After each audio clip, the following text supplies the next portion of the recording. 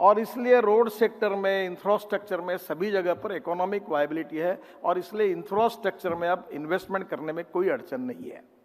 और इसलिए आप लोगों के जितना इन्वेस्टमेंट आएगी उसका ही फायदा होगा। अभी जैसे इसका केवल इन्वेस्टमेंट फायदा जो दूसरा है, अब मुंबई और पुणे में इतना ट्रैफिक जाम है, हम लोग मुंबई दिल्ली हाईवे को सूरत से एक नया रोड बना रहे, सूरत से नासिक, नासिक से अहमदनगर, अहमदनगर से सोलापुर और सोलापुर से चेन्नई, बेंगलोर, कोचीन, हैदराबाद, सबके लिए वहाँ से पूरे साउथ में जाएंगे। तो उत्तर का पूरा ट्रैफिक जो नॉर्थ से आ रहा, पंजाब, हरियाणा, गुजरात, राजस्थान, दिल्ली, वो पूरा ट्रैफिक जो मुंबई पुणे आके साउथ में जा रहा था वो सूरत से बदल जाएगा।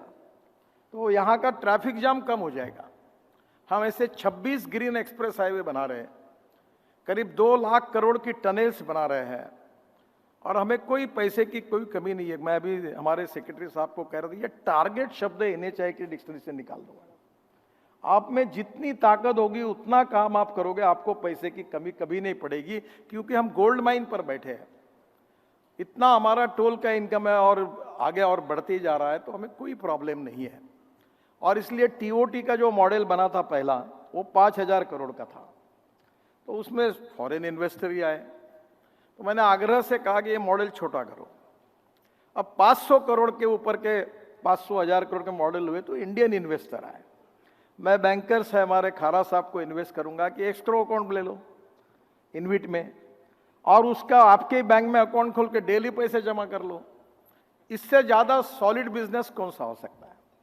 और इसलिए देर इज़ नो प्रॉब्लम इनविट में। और अभी मैं पीछे पड़ा हूँ, ये बात जरूर है कि ये कैनेडियन अभी इंश्योरेंस इकोनॉमी, शेयर इकोनॉमी और इसके विशेष रूप से जो पैसा इसमें काफ़ी है और हम लोग अभी इसको और इंडिया में बढ़ाने की आवश्यकता है।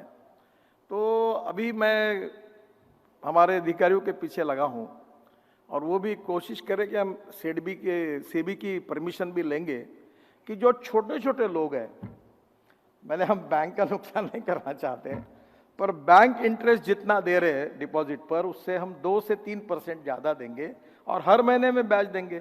तो बेचारे जो सरकारी, मैं तो बिजनेस वाला हूँ, पर जो आप सरकार में काम करते हो रिटायर्ड होने के बाद आपकी पूंजी डिपॉजिट करते हैं बैंक इंटरेस्ट पर, तो वो इंटरेस्ट सब कम होते जा रहा है। तो बेचारे लोगों की, सीनियर सिटीजन के लिए बहुत अड़चन है।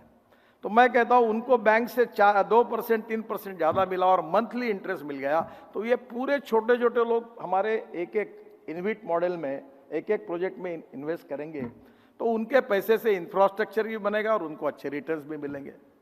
तो इस बार इन्वेस्टर का जो व्याप्ति और बढ़ाने की कोशिश हम करेंगे और इसलिए निश्चित रूप से ये बहुत ही इकोनॉमी, इसका मतलब foreign investor, insurance fund, pension fund, इनको भी हम तो इन्वेस्टमेंट करने की अपॉर्चुनिटी है ही है, पर ज़्यादा से ज़्यादा इन्वेस्टमेंट होकर इंफ्रास्ट्रक्चर देश का डेवलप होगा।